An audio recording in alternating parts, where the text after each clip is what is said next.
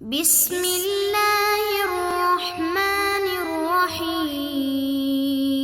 بسم اللہ الرحمن الرحیم والصلاة والسلام علی اشرف الانبیاء والمرسلین وعلی آلہ وصحبہ وامتہ اجمعین اما بعد۔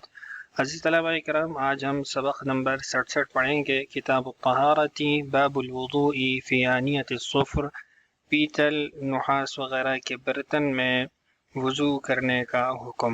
سبق کے موضوعات معمول کے مطابق ہیں: حدیث کا متن بما ترجمہ، تخریج روایت کے، روات حدیث کو دیکھیں گے، سند سے متعلق کچھ کلام ہے، تشریح و فوائد ہیں، اور آخر میں خلاصہ جات اور سوالات۔ گزشتہ سبق میں ہم نے جو پڑھا وہ آپ کے سامنے اسکرین پر موجود ہے۔ باب الاسباغ فی الوضوء، باب کراہیت الاسراف فی الوضوء۔ ان ابواب کو ہم نے گزشتہ ویڈیوز میں پڑھا ہے، تو ان کو آپ ملاحظہ کر سکتے ہیں، یہاں اس کا خلاصہ آپ کے سامنے اسکرین پر موجود ہے۔ حدیث کا متن، ترجمہ اور تخریج کو یہاں دیکھ لیتے ہیں۔ باب الوضوء فی آنیۃ الصفر، یہ باب ہے جس میں پیتل کے برتن میں وضو کو بیان کیا گیا ہے۔ وبه قال حدثنا موسى بن إسماعيل قال حدثنا حماد قال أخبرني صاحب لي عن هشام بن عروة أن عائشة رضي الله عنها قالت كنت أغتسل أنا ورسول الله صلى الله عليه وسلم في تور من شبه۔ سید عائشہ رضی اللہ عنہ فرماتی ہیں کہ میں اور رسول اکرم صلی اللہ علیہ وسلم ایک پیتل کے برتن سے غسل کرتے تھے۔ حدیث کی تخریج بھی آپ کے سامنے اسکرین پر موجود ہے۔ حدیث کے جو معانی اور مفاہیم ہیں اس سے متعلق تو آگے چل کے انشاءاللہ تفصیلی بات ہو جائے گی۔ یہاں سند سے متعلق ایک وضاحت کر دیتا ہوں، اگلی جو ہماری حدیث ہوگی اس کے اندر پھر ہم سند کی ایک اور بحث جو دونوں احادیث سے متعلق ہے وہ بھی آپ کے سامنے رکھیں گے۔ یہاں عن ہشام ابن عروہ ان عائشہ رضی اللہ عنہا قالت ہے، جبکہ یہ بات معلوم شدہ ہے کہ ہشام رحمہ اللہ لم یدرک عائشہ رضی اللہ عنہا، انہوں نے سیدہ عائشہ رضی اللہ عنہ کا زمانہ نہیں پایا، ان سے سماع نہیں کیا ہے۔ تو یہاں پر پھر عروہ کا جو واسطہ ہے وہ محذوف ہے، جس کو اگلی حدیث کے اندر آپ دیکھیں گے کہ واضح کر دیا گیا ہے، عن ہشام ابن عروہ عن ابیہ ان عائشہ رضی اللہ عنہ۔ بہرحال یہ جو موسیٰ بن اسماعیل کی حدیث ہے اس کے اندر سند کا انقطاع پایا جاتا ہے۔ باقی جو اخبرنی صاحب لی، یہ جو ابہام ہے اس سے متعلق اگلی حدیث میں بات کر لیتے ہیں۔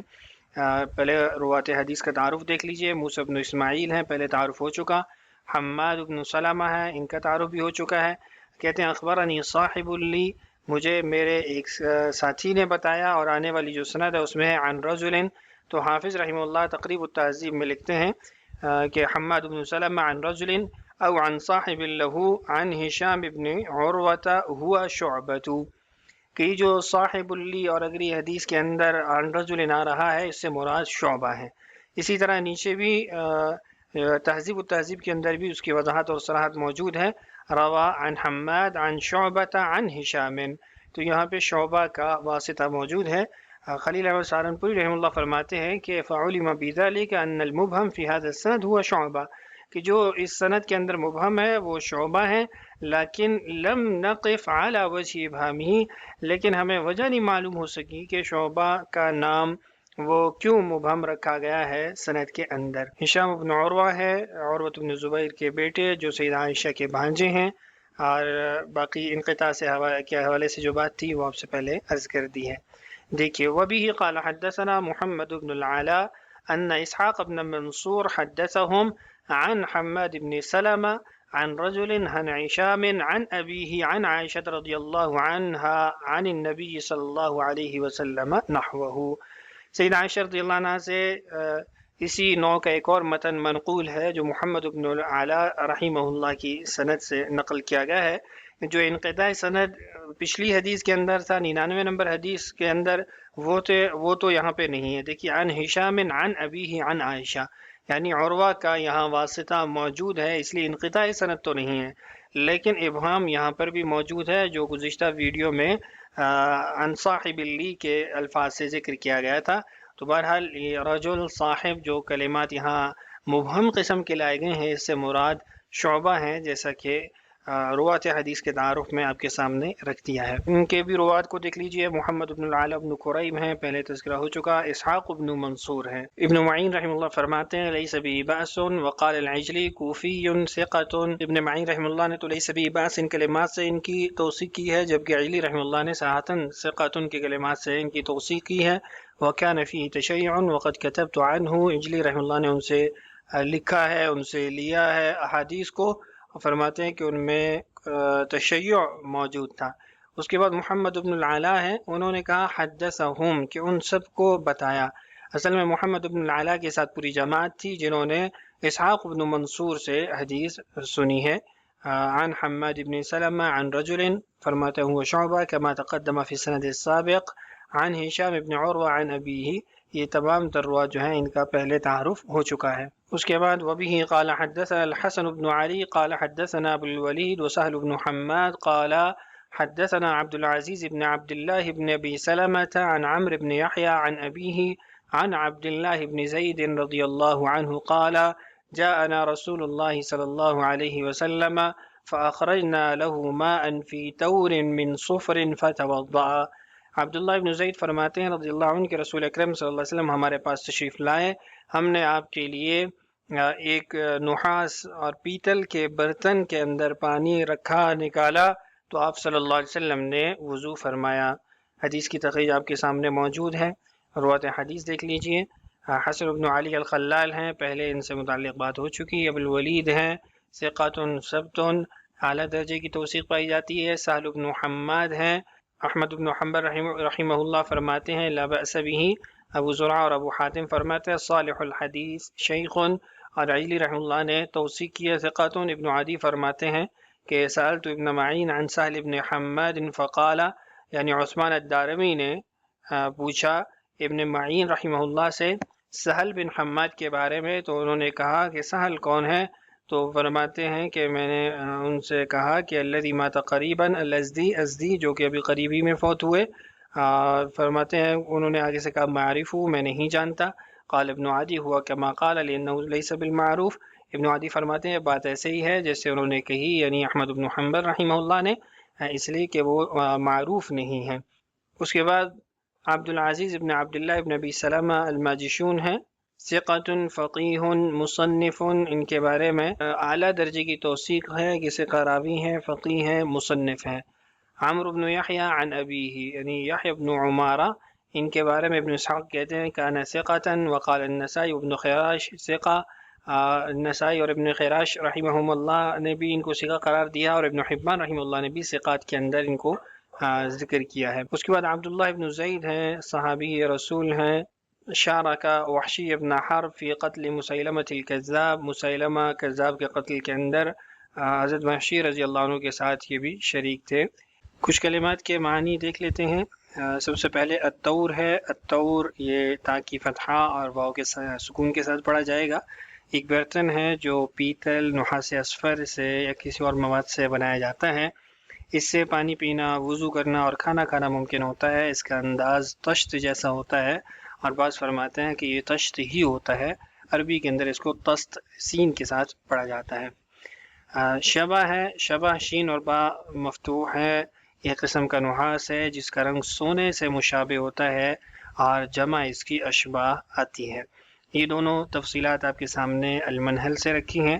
اس کے بعد صفر ہے، صفر کے دو معنی عام طور پہ کیے گئے ہیں۔ غیاث اللغات جو ڈکشنری ہے اس میں اس کا ترجمہ کانسی سے کیا ہے مولانا غیاث الدین نے، اور کانسی کی تصویر جو ہمیں میسر آ سکی ہے وہ یہ ہے، یعنی اس نوع سے برتن بنایا جانا۔